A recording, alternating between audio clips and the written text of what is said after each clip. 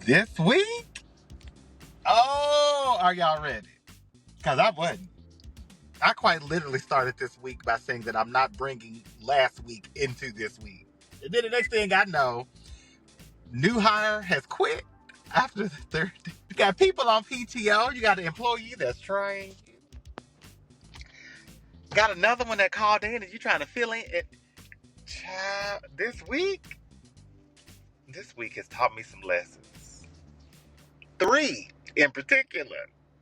Let's get into them. First, you can have empathy for somebody and still hold them accountable.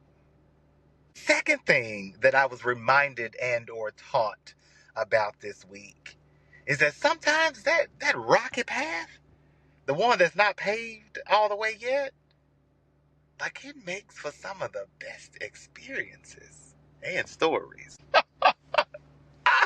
And then the third one, which I'm probably most reminded of, and that is sometimes you can live a life of anxiety for so long.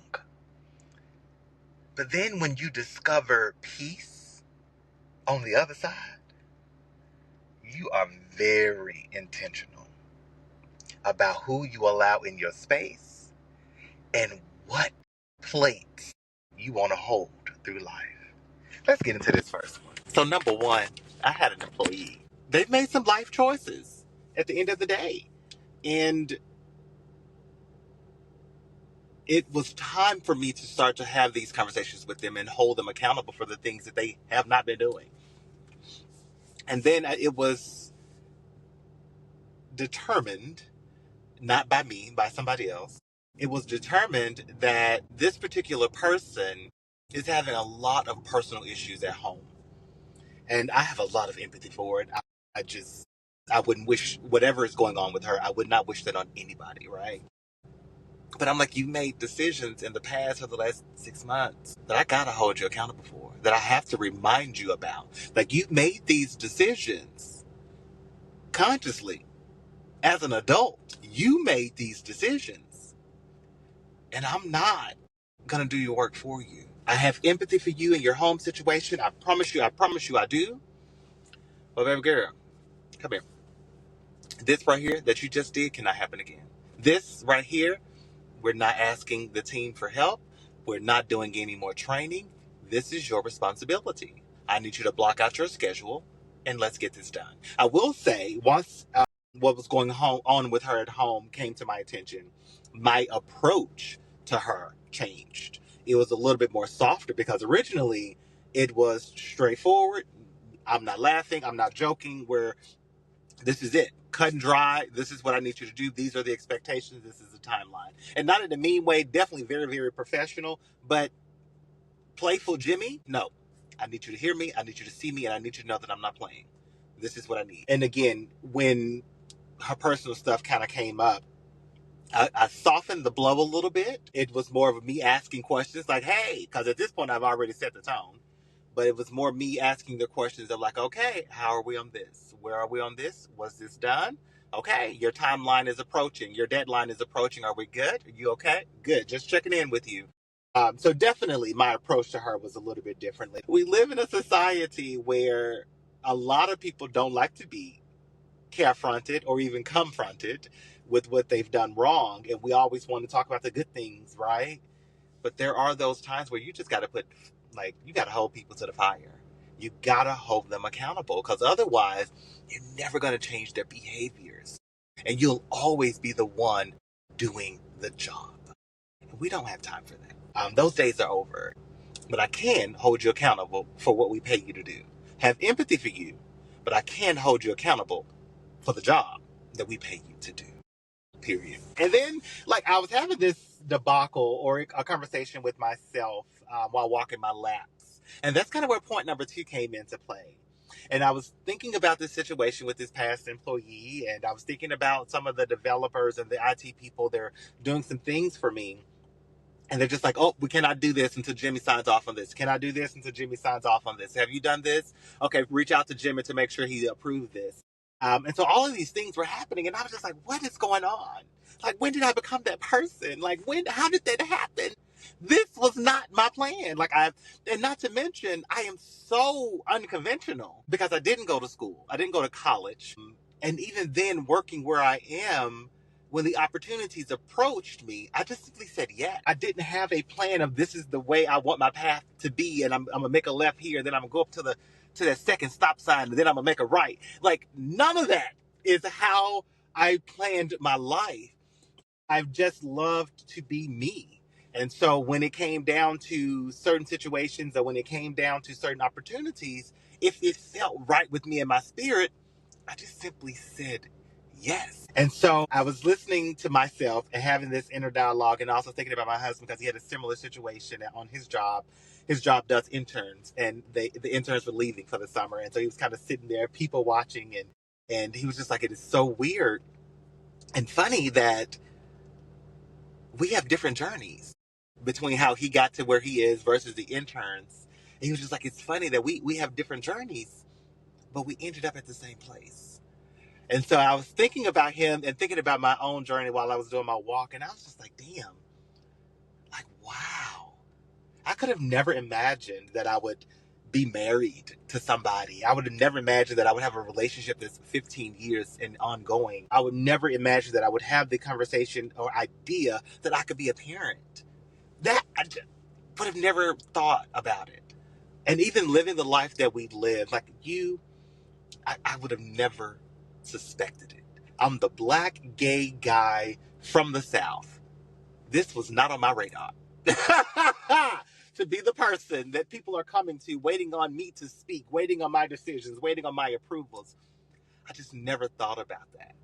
And so it really made me marvel at what the universe has constructed for me. And I am so grateful for it. I'm very, very much so grateful for it. And I was just having that moment of thinking that sometimes the path that is less traveled or the path that is yet to be in existence can make for some of the best stories ever. That was a damn good lesson, and I'm glad that I was along to be able to hear it and understand it this week. And then lastly, which is probably one of my favorites, I was watching Tracy Ellis Ross in Trevor Noah, and Tracy mentioned that she lived a life of anxiety for years. And she was just like, I no longer do that. I live in a place of peace now. And what she's learned is that the level of positivity, the level of light that lives with me is counterbalanced with the exact same level of darkness. I just choose to live in the light. I choose to be positive. That's my baseline. That's my default. And when she said it, oh my gosh, I was like, it resonated with me so much. It got me to thinking about my own journey because the question from him to her was, what happened in your life that made you stop living in anxiety and then, get into this newfound level of positivity? And so she definitely had her story, but it made me answer the question to myself in chat, of course. But my answer was, I remember I've lived a life where I would just say yes. If opportunity showed up and it felt right in my spirit, I would simply say yes. And what was happening to me is I had so many balls in the air, so many plates were spinning, and I was maintaining them. And then COVID happened, and having to deal with death of multiple people around me and dealing with the emotions of my employees having to deal with death around them, to then losing my own father. And all of a sudden, it was like, oh, honey, no. All of those plates came crashing down. And I got to the point where I didn't care what balls I dropped. I didn't care. I did not care about being the son or the husband or the supervisor or the employee, the friend even. I dropped everything. It doesn't mean that I disregarded everybody, but I was on autopilot. I was just like, child, I'm not doing nothing. And you can't make me. I don't care. I don't care to know. I don't care. And what happened was funny because the world didn't stop. The world did not end because I dropped everything that I was holding. It did. In fact, it just kept going. And I did that for about a year, and it gave me time and space to to determine what I wanted to do next. And what I did next was being more intentional. The next year, I was more intentional about the people and the company that I kept, because after all, when you drop all those balls in those plates, you get to know real quickly who's truly for you, who's in your circle, who truly has your best interests. And you get to know that very quickly, including you. You get to determine and see if you have your best interests and how you treat yourself and your body. And so, again, I did a year being intentional about who I let back into my circle. I was very intentional about who I spent time with and the conversations that I was having. I began to be very intentional of where I went. In fact, I went another year of not speaking to people in general, just to see who would call and contact me. So I was very intentional about that. The next year, I was intentional about showing up to family events. If I was invited to it, I showed up. I was very intentional about that. And so, what I discovered over these last probably 5 or 6 years is that when I dropped all of those balls, I realize now just how capable I am. Because I was spinning, I was rolling, and was very successful with all of those. And now I get to be intentional and choose what I allow on my plate, what I allow in my space. I learned this week about me, and that is just I love me. At the end of the day, I love me. And that my baseline now is truly positivity. I choose the light. I choose to be in a positive space. That's my baseline. That's my default. And I love it. I absolutely love it. Anyway, so that's been my week. Out of everything that has happened, I am not complaining. I am not, honey, this week has been a week. Don't get me wrong.